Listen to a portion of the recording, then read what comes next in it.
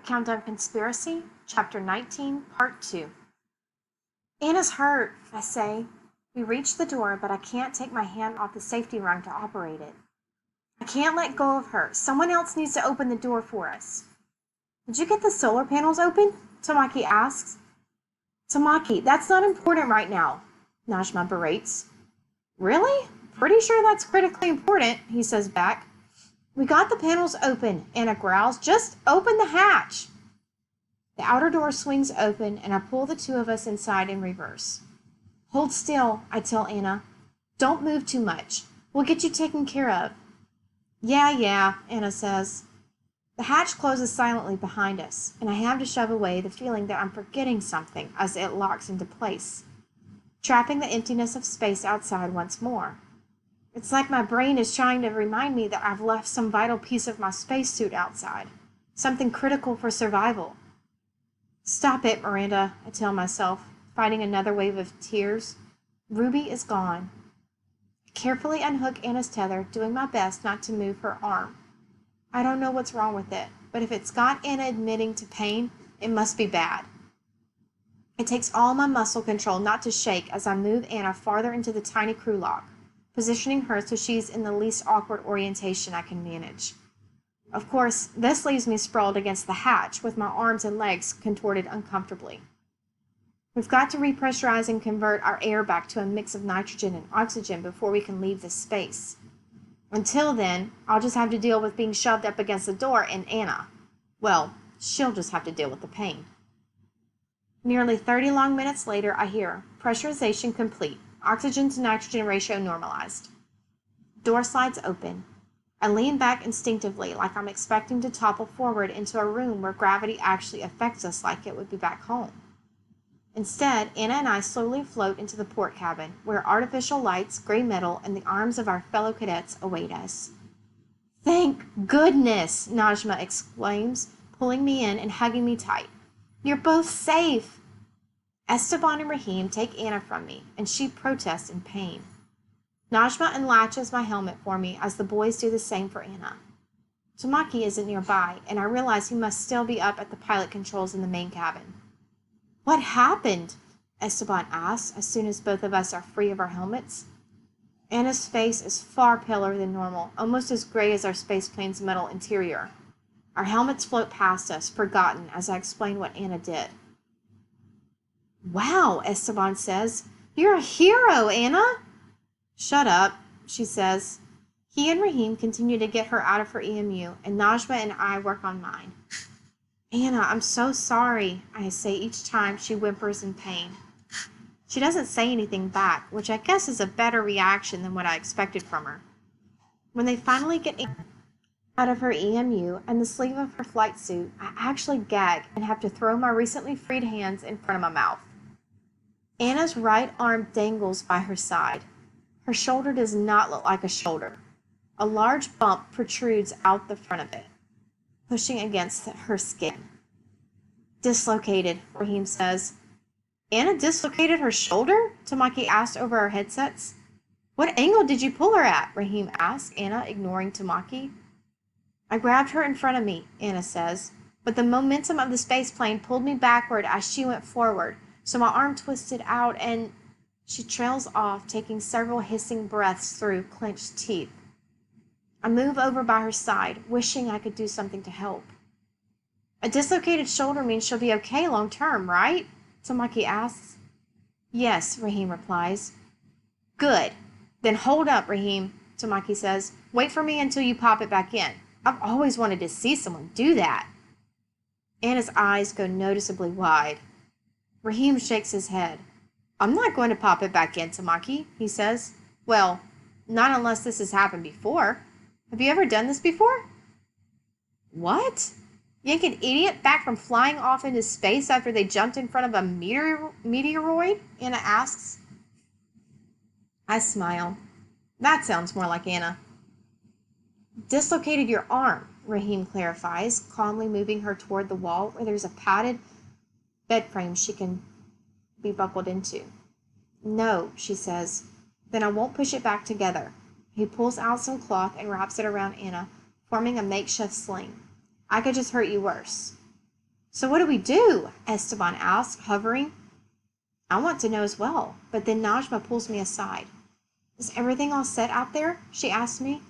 I miss whatever Raheem's response is about Anna's treatment. I nod at Najma. We should be good to go. She puts a hand on my arm. I'm sorry about Ruby. I nod again, my brain replaying the image of Ruby floating away and getting hit by that space rock. Something starts to sizzle inside me, like water dripping onto a laboratory hot plate. First Lizzie and Kreshkov, now Ruby. You know what? I ask. I clench my fist, looking at everyone around me. At Anna with her dangling arm. Sizzle. Yeah, that's it. I'm done with this. I've lost too many people, hurt too many people, all because of Valor Heart Industries. We have to stop them. Najma squeezes my arm where her hand rests. We will. Tamaki is using the solar panels to re-energize our ion engines right now. No. I float up and grab onto some piping. That's not good enough. What if we don't make it back? I ask, gripping the piping tighter and tighter. We're the only ones who know about their plot. We have to contact someone else before they hurt more people. But if we do that, our families get blown up, Raheem says. I turn away from everyone and pull myself toward the main cabin. I need to get to my console. If we can just find a way to get in touch with people through some other means. We can't, Esteban says behind me. I'm sorry, I've tried, I really have. But I look back desperately. Miranda, Esteban says. His big brown eyes are pained. You know I would love to do something if I could. You know. There's no way. We could have maybe sent word with your mechbot, but now she's heading the wrong way. Najma shoves him, glancing pointedly at me. I just turn back around. It's okay, I want to say. You can talk about her in front of me. I try next. But the words won't come, so instead I drift into the cockpit and settle into my seat. About time you got in here, flight engineer, Tamaki says. Panels charging to max capacity. It'll be another 8 hours before we have enough energy stored to add the right boost to our fuel supply and rocket us back home. You'll need to help me get the engines ready. I nod, pulling my console toward me. And cheer up, Tamaki says. We're safe now. I'll get us all back to Earth, no problem. I began my programming, holding back from saying the words in my head. We aren't all going back to Earth. A few hours later, it's practically pitch black in here. And not just because we're in space. The whole spaceplane has gone dark, except for a few emergency lights. We're using all our energy to get our engines firing on a trajectory back to Earth. With our journey home just beginning, the unanimous vote was to try to get some sleep during the flight. But I couldn't sleep. So I'm up, sitting at my console and fiddling with my 3D printer, working out larger models of parachutes for each of us. Not that I don't trust Tamaki's piloting skills, but he's never actually landed a spaceplane on a planet before, and I'm not taking any chances. As I do the final calculations for our parachute surface areas, a comforting thought strikes me. It's been a little while now. Maybe someone else back home has figured out who's behind the attacks. Or maybe the training base has already exploded and all our families are dead. I don't like that thought nearly as much. And even though I don't want to hear about anyone else dying, I find myself waking my console out of hibernation to get the news stream running again. Now that the thought is in my head, I can't shake it. A woman talks on the screen from the same American news channel that we watched before, and I unmute the volume so I can hear her in my headset. All eyes remain focused on the skies tonight as people continue to wonder, where are the Mars cadets now? Are they still alive? And just how long will the astronauts in the ISS-2 last without any reliable spacecraft left to bring a repair crew for their leak? Oh no. I'd completely forgotten about the leak on the International Space Station. Lizzie was going to let a new crew go fix it, but now? Meanwhile, a man cuts in. The United States continues to move naval vessels into a blockade along the Pacific coast. Wait, go back. I wheel the broadcast, but they've already moved on to a different story. As I watch, it becomes quickly apparent that there have been no attacks on the Destined for Mars training center. Our families are still safe, and I settle my breathing, refocusing on making parachutes. Then comes a story that I was not prepared for. With the shocking reveal that the 6 Mars cadets each had a secret replacement selected for them, and that Miranda Regents was none other than the Russian candidate Sasha Askev, grandstanding has given way to both Russia and the United States dusting off their remaining weapon stocks from the AEM war. Cyber attacks have already begun, leaving millions without access to internet and cities scrambling to keep their infrastructure functioning. It is only a matter of time before more violence is unleashed. I watch, horrified, for another 45 minutes before they revisit the ISS-2 story. Fellerhard Industries is getting exactly what they want. The world really is going back to war. One parachute finishes printing, and I pull it toward myself, hugging it as I listen in on the state of the ISS-2.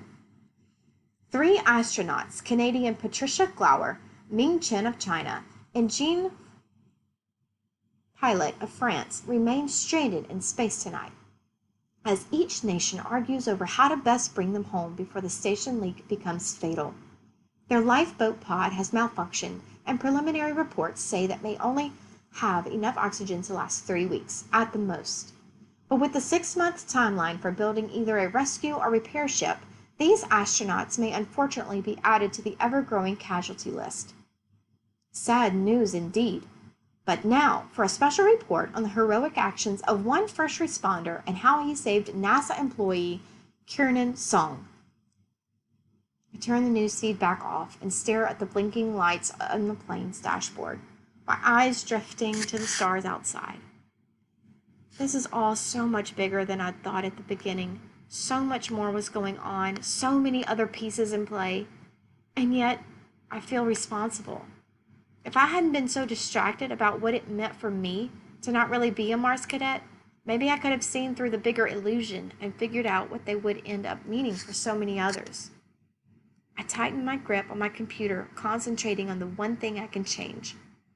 3 astronauts are stranded on the International Space Station. Narrowing my eyes at the starry field glinting outside, I reach my decision. No one else is going to die because of me. I begin number crunching. I need to determine the exact angle at which we'll be approaching Earth. I need to determine the change in payload. I need to determine the change in velocity and calculate the orbital position of the ISS-2. And then I need to wake everyone up.